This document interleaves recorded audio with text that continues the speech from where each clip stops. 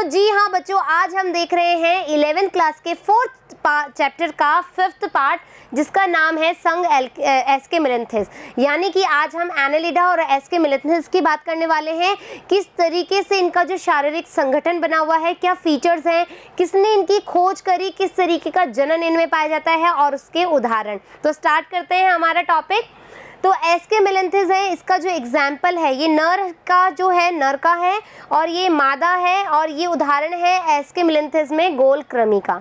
ठीक है, अब इस संघ की स्थापना किसने करी? इस संघ की स्थापना करी है तीपन नाम के वैज्ञानिक ने। तो बच्चों, जब से हम ये संघ पढ़ते हुए आ रहे हैं, मैंने आपको बताया है कि किस वैज्ञानिक ने क्या क्या कार्य किए हैं, कितनी लगभग प्रजातियां हैं, किस तरीके से इनका शारीरिक संगठन है, किस तरीके से जनन क्रिया है और उदाहरण। तो आपको मैंने एक टेबल बनाने के लिए पहले ही बोल रखा है, टेबल बनाते जाइए ताकि जब लास्ट में हम इसका पार्ट देखेंगे उसमें भी हमारे पास टेबल होगी, तो आपको ये लगेगा कि कहाँ क्या छूट गया, क्या हमने एग्जैक्टली बनाई है या उससे बेहतरीन हमारी बन गई, हाँ या ना। तो हमें क्या करना है, टेबल साथ के साथ बनानी है। तो इसने मतलब जो एस्के मिलेंथिस संघ है उसकी स्थापना किसने करी? तीपन नाम के वैज्ञानिक ने। और इसमें लगभग 12,000 जातियां पाई जाती है। कितनी जातियां पाई जाती है? लगभग 12,000। इनमें सामान्यतः गोलकृमि भी कहते हैं। क्या कहते हैं हम इसको? गोलकृमि। जैसे कि आपने नर व मादा गोलकृमि का डायग्राम अभी देखा।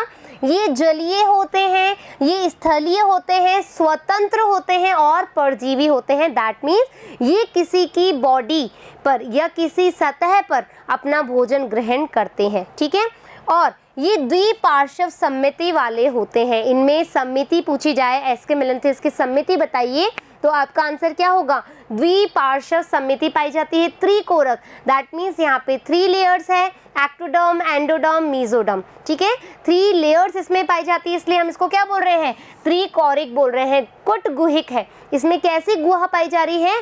कुटगुहिक पाई जा रही है। और जो अंग तंत्र स्तर का शारीरिक संगठन होता है, कैसा है? एस्के मिलेंथिस का जो शारीरिक संगठन है वो है अंग तंत्र से मिलकर बना हुआ है।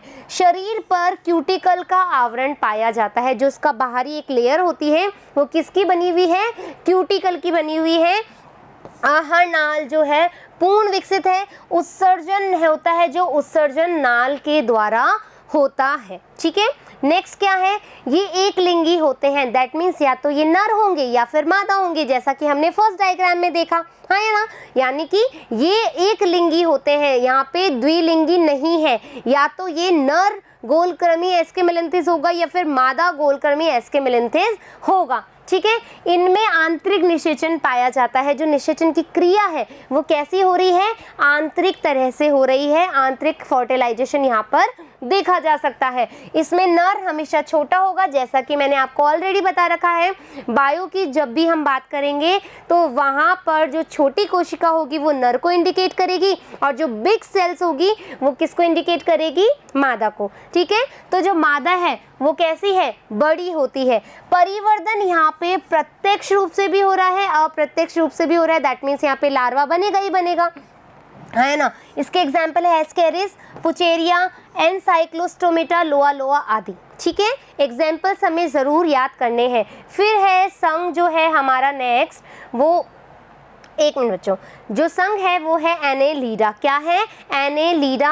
और इसका जो एग्जाम्पल है वो है नेरिया और हिरुडेनेरिया, जो क्या करता है? बीमारी भी देता है, रोगजनक होता है। ठीक है, तो एनेलिडा में क्या हो रहा है हमारा? जस्ट वेट बच्चों, एक मिनट। हाँ, इस संघ की स्थापना किसने करी? इस संघ की स्थापना लेमार्क ने की 1801 में। अभी हमने इससे पहले वाला जो संघ देखा वो क्या देखा? जिसमें कि जो तीपन ने करी थी, 12,000 लगभग जातियां पाई जाती थी। लेकिन जब हम इस संघ के बारे में बात करेंगे तो यहाँ पर जो स्थापना है वो लेमार्क ने करी है और 1801 में की है। इस संघ की जो जातियां हैं वो लगभग 9,000 है। कितनी है? 9,000।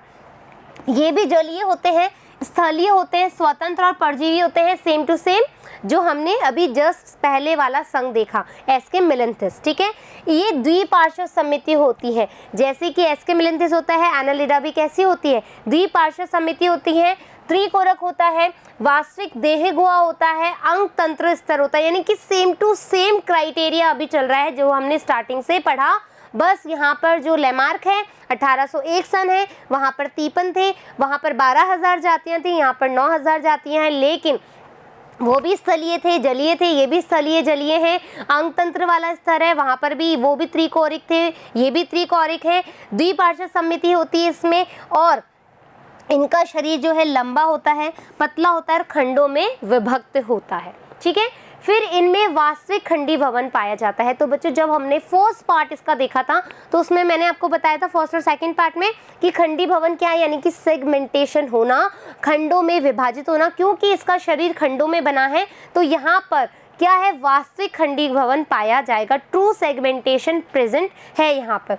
गमन व तैरने के लिए पार्श्वपाद पाए जाते हैं जिसको हम पैरापोडिया भी कहते हैं। क्या बोलते हैं, पैरापोडिया कहते हैं। ठीक है, आहार नाल यहाँ पर पूर्ण होती है, परिसंचरण यहाँ बंद प्रकार का होता है। एक परिसंचरण तंत्र कैसा होता है, खुला प्रकार का, और एक क्लोज होता है। तो यहाँ पर कैसा है, परिसंचरण तंत्र बंद प्रकार का है।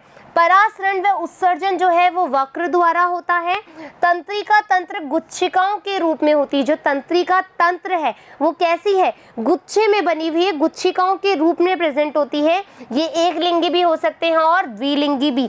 जबकि जब एसके मिलिंथेस की हमने बात करी तो वो सिर्फ एक लिंगी था, यानी या तो नर या फिर मादा। लेकिन यहाँ पर दोनों सिचुएशन हो सकती है, एक लिंगी भी हो सकते हैं और द्विलिंगी भी ये हो सकते हैं। नेक्स्ट है, इनमें लैंगिक जनन जो होता है, लैंगिक जनन पाया जाता है और आंतरिक निषेचन पाया जाता है। वहाँ पर भी आंतरिक निषेचन था, यहाँ पर भी प्रत्यक्ष और अप्रत्यक्ष रूप का होता है। दैट मीन्स लार्वा बनेगा। लार्वा को हम ट्रोफोफोर भी कहते हैं। क्या कहते हैं, देखो बच्चों जब सारणी बनाओगे तो जहाँ पर अप्रत्यक्ष परिवर्धन आ रहा है तो वहाँ लार्वा का टाइप जरूर लिखें। ठीक है, लार्वा के बारे में जरूर लिखें। एग्जाम्पल है नेरिस, केचुआ, जॉक और बोनेलिया इत्यादि। ठीक है, तो इस तरीके से हमारा ये जो पार्ट है फिफ्थ वाला वो हो गया है ख़त्म। अब हम देखेंगे नेक्स्ट वाला जो संघ आएगा उसमें क्या क्या कैरेक्टर्स हैं।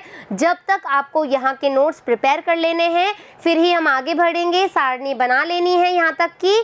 फिर मिलेंगे नए टॉपिक के साथ में। धन्यवाद।